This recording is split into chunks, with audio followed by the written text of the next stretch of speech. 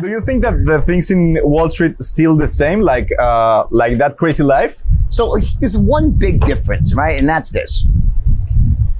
You can't do the things that we used to do and expect anonymity, privacy. Everything you do now will end up on video. And also the things that, what is socially acceptable, what's not is based on the times. And there are things that we did back then that seemed perfectly normal and they were happening all over. Not granted, I took them to an extreme, but there's just things that just would not be acceptable now. And it's why I almost say, thank God. I was like, oh my God, like with the Me Too generation right now, I'd be lynched on the public square and everyone was doing that back then. So I think there's things that just simply will not happen anymore because you're just not going to have the possibility of anonymity. Of course. Okay. And also the screaming part in Wall Street, like now you do all the stock trading, like on your phone, on your computer. It's not like you have to be screaming, right? Right, so even that, in other words, I think what people mistake is that screaming on the floor is something that took place mostly in places like Chicago and the CBO, on the options floor, on the commodities floor.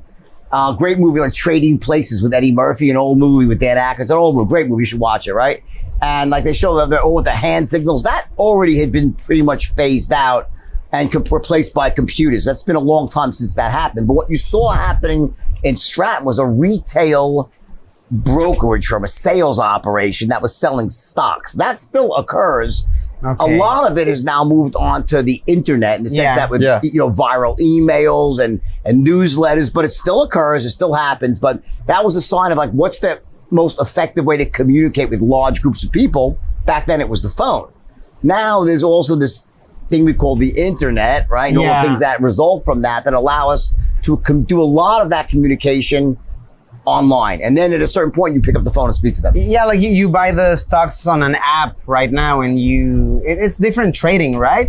Well, again, that's definitely changed things tremendously, having an app, right? But the people who were buying on an app are pretty much not the people that we were calling. We were calling very wealthy people that had accounts at 5 different firms. Yeah, of course. And while those people now would probably follow stocks on their phone, what we were doing is we were actually going out there and making recommendations. It's a different world now, but that still occurs. So what you have now, like with places like Robinhood, right? What they did is they sort of almost gamified the idea of trading, and they've made it so easy and so user-friendly and without commissions because they're using the order flow to make money in another way. Nothing is free in this world, right?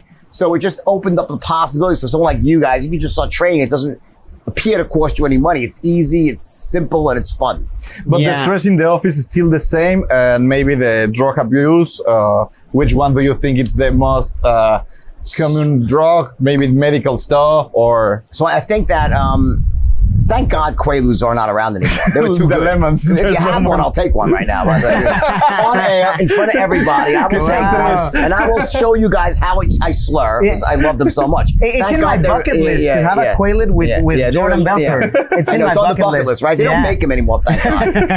There's no legitimate reason for them to exist because they just are only for getting high. There's no medicinal purpose, right?